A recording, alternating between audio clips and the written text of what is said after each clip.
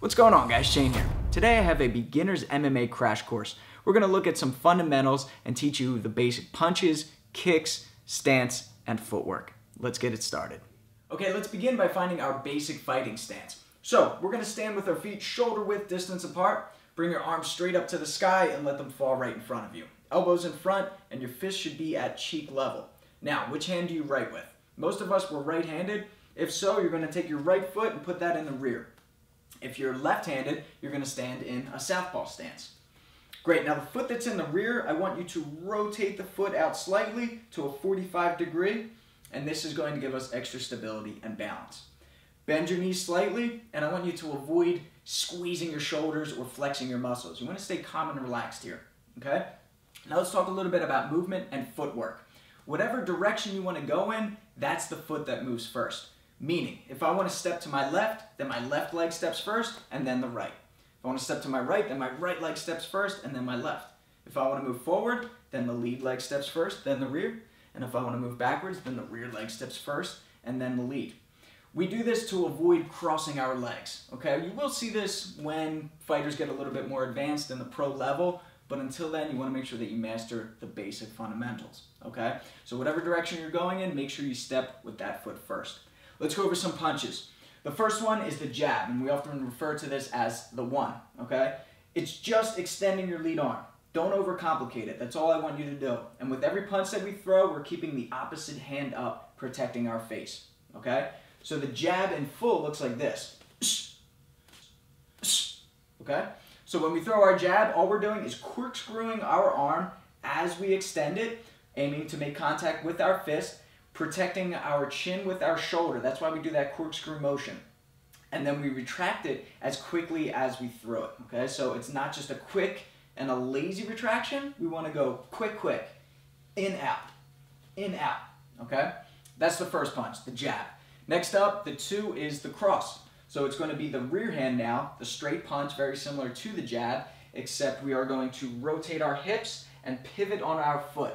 Okay, we're pushing into the ground, the earth is pushing back up into us, that power is generating and building, going through our body, twisting through our hips, coming up our back, down our shoulder, into our fist, and transferring into our target, okay? So in full, this is the cross, and again, okay? So all we're doing is just corkscrewing our arm, just like we did with the jab, full extension, making contact with our fist, again, keeping the opposite hand up, protecting our chin with our shoulder, and again, a quick retraction back to guard, okay? Number three is the hook, the lead hook. So the hand that is in front, closer to the target, we're going to rotate on our foot, turn our knee over, turn our hip, and throw the lead hook, which looks like this. Keep your arm bent in a 90 degree, like so. Imagine you have a box and you're holding onto it and you don't want to drop it. This is the motion to practice the hook here, okay? It's not an arm punch, it's a full body punch. We combine the torque of our hips and the whipping of our shoulder to get speed and power. Again, we keep the opposite hand up the entire time. So in full, it looks like this. And again, good. So remember to keep a 90-degree bend and also keep your elbow in line with your fist and your shoulder in line with your elbow. You don't want to drop your hand like this because when you make contact, it'll give, it'll cave. We want a strong backing with the elbow right behind the fist. So when it hits, it just continues to go right through the target. Okay, so once more, we have the one, which is the jab, the two, which is the cross, and the three, which is the hook. The next punch, and the last one that we're going to teach, is just the uppercut. We can do this with the rear, and we can do this with the lead. Similar to the hook, in that it keeps a 90-degree bend, we're going to do the same thing with the uppercut. It's a short-range attack, and it's just to lift our opponent's head up and then follow up with more punches. So we're going to demonstrate with the rear, very similar to the cross in that we twist our hips, we rotate on the rear foot, and we throw the uppercut at the same time. Now what I want you to avoid is scraping your knuckles on the ground, as we call it. All right, you don't want to throw those Mortal Kombat punches. Why do you think? It's because if I do this and my opponent throws a left hook, I'm going to get caught. Instead, I want you to release last second. You're just going to do minimal drop and throw right from here. That's what that uppercut should look like. Keeping the opposite hand up at all times. And the lead looks like this. Okay, so we have the one, the two, the three, and your uppercuts. Let's go over some basic kicks. So the first one is going to be the teep. You're going to throw this with both the lead leg and the rear leg. So the teep is we bring our leg up, and as we do, we keep a slight bend in our knee. We're going to tilt our upper body back, and we're going to shoot our hips forward, driving into the ground with our planted foot. Okay? So a teep looks like this. And once more. Okay, on the first one, I did a little bit of a rotation. Okay, this is just get a little bit extra distance and a little more oomph into my kick. But I can keep it more squared and just go here as well. I can hit flat foot, or I can hit with the ball of my foot.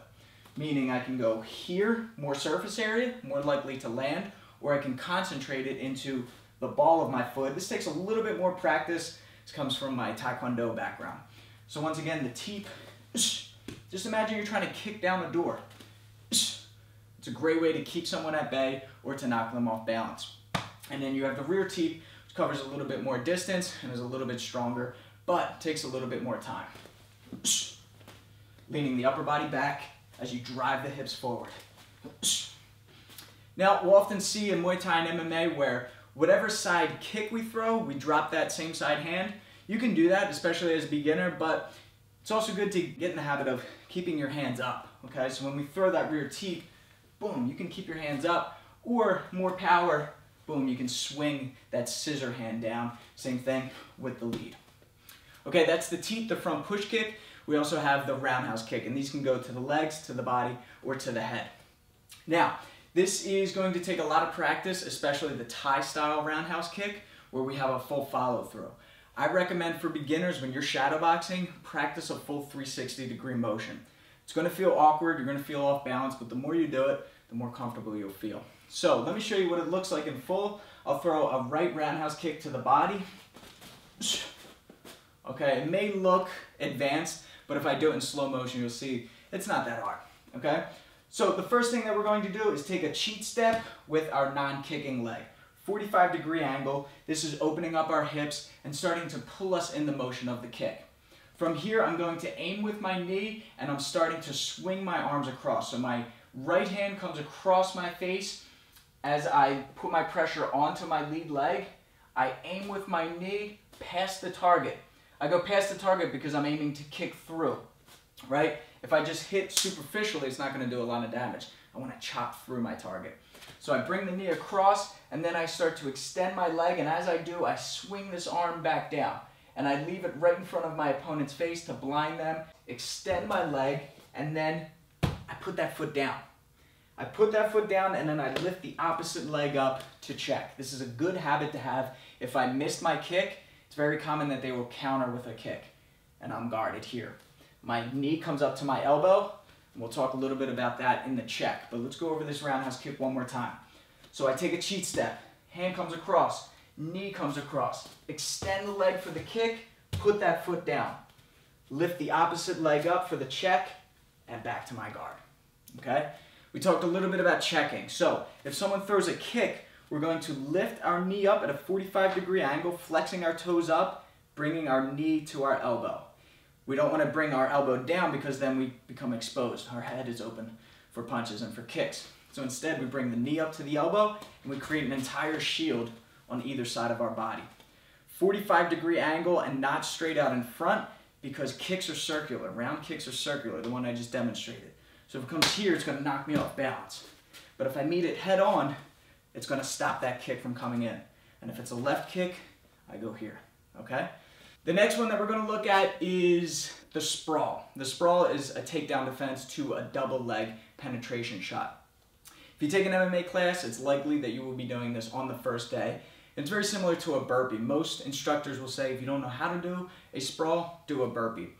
What you're going to do from your fight stance is bend your knees. Your hands are going to drop down to the mat, and you're going to shoot your legs out violently, bringing your hips down to the mat, keeping your arms extended, and then you're going to pop right back up as quickly as you went down. Okay? So when they say sprawl, I drop down, my hands touch the mat, feet extend out, my hips touch the mat, and then I bounce right back up into my guard. Okay? Quick, looks like this. And that's the sprawl. Alright guys, so hopefully this answers your question. This is just a couple of the basic techniques that you will need to know for an intro class in an MMA gym. Hopefully this helps. Alright guys, thanks for watching. So if you want to continue your training, we have a playlist that we put together for you right here. These are the videos that we've made over the years that are great for beginners and just really honing in on your skills. Make sure you subscribe to get the fight tips before your opponent does. Until then, I'm Shane with Fight Tips for the Underdogs.